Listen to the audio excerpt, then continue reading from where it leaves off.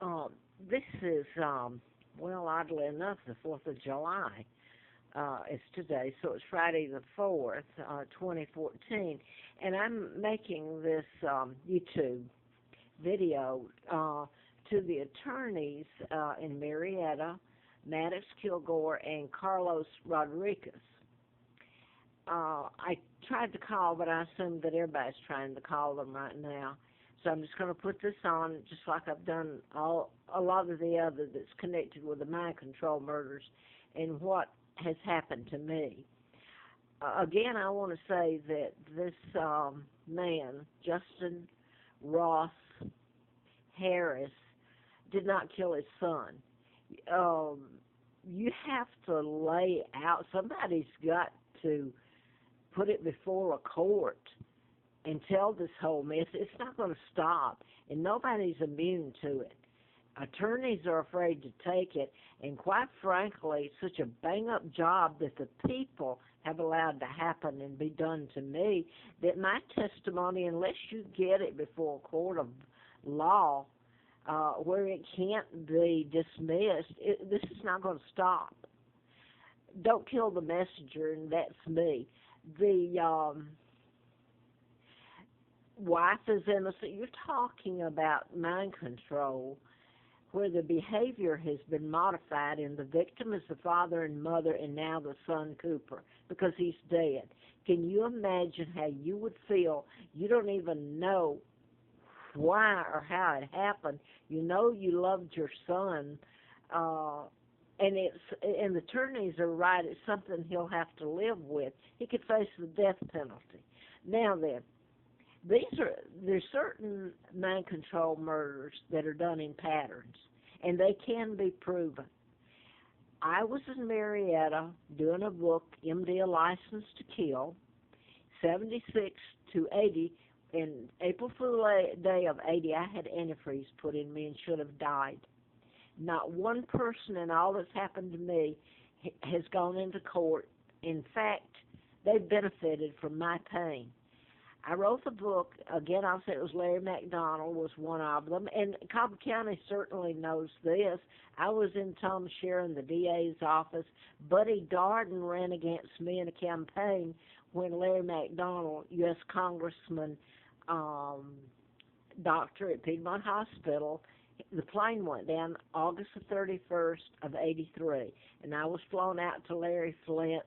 Larry Flint had been shot. He had been brought in to Lawrenceville, Georgia, under weird circumstances, and he was shot and killed. Well, I say that because there's more to what happened to Larry Flint, and I don't want to go beyond that because that I can't prove, and I'm not sure. I know his wife, Althea, was killed. I was out there at his home during that campaign, and he did an article on me saying that I knew who was responsible for his killing. Well, I keep saying that his shooting.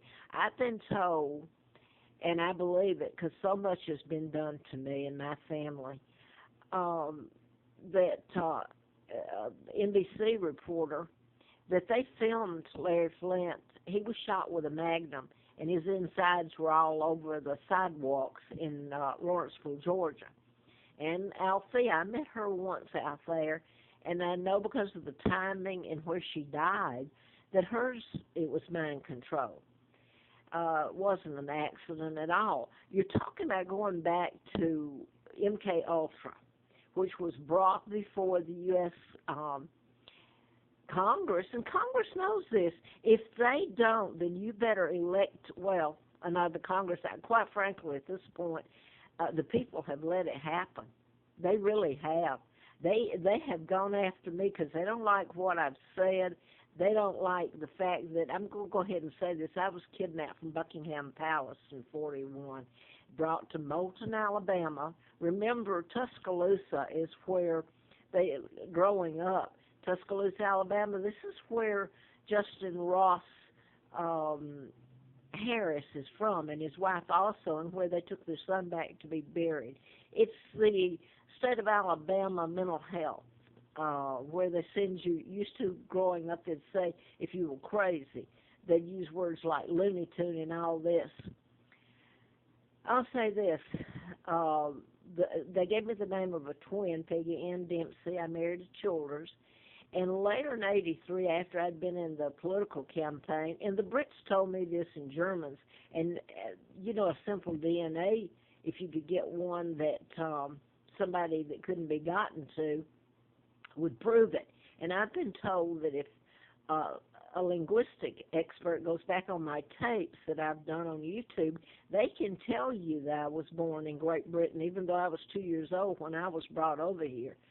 My whole point is this whole thing is mind control, modifying behavior, and I tried telling about it when Larry Flint was shot, and a long time before then, the Wayne Williams, Warren and Rosina Matthews, that's murders that happened, and Buddy Darden, who I liked the DA and ran a campaign against, I was in the campaign to replace the doctor I had written about the congressman. It gets like this ongoing trail with all this mess in there that you could check out. And everybody wants to cover their eyes because, quite frankly, they're afraid of it or they don't care. And it could be them. They're not immune to it. Mind control is not mental illness. It's modifying behavior and changing the person to where even the comments they make about him and his wife are typical of mind control victims. I'm sure they loved their son very much, and he's dead. They wiped it right out of his memory. They can have you go to your computer and do all the things that they say now that the father and mother have done.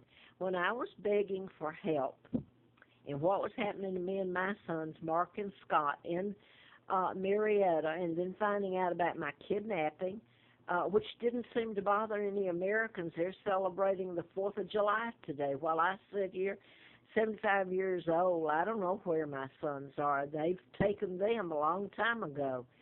So I'll sound like rambling, so I'm just going to quit here. I'm going to give you a couple here. If there's an attorney, if these attorneys are able to handle it, I don't know. Susan Smith of, I believe it was South Carolina, drove her 2 sons into the lake and drowned them. She's in prison. You've got Russell Yates' wife, Andrea, who drowned her kids in a bathtub back in 2001 of June. Now, there's lists of them. So there is a reason that I had a letter from the FBI, and yes, I've been in their offices back then.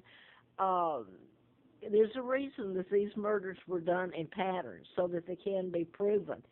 But they've made my testimony, my God, if you did a background check on me, it's not even my name. You should see the bang-up job that's been done on me, and that's because the American people allowed it to happen. Now then, there's one more I wanted to say. When I was given the antifreeze in '80 and should have died, that was sad. You can't take your brain out and show people what's been done to you. I was illegally carried across the state line back to Huntsville, Alabama, where a couple of months later I worked for the district attorney, Fred Simpson, Madison County DA in Huntsville.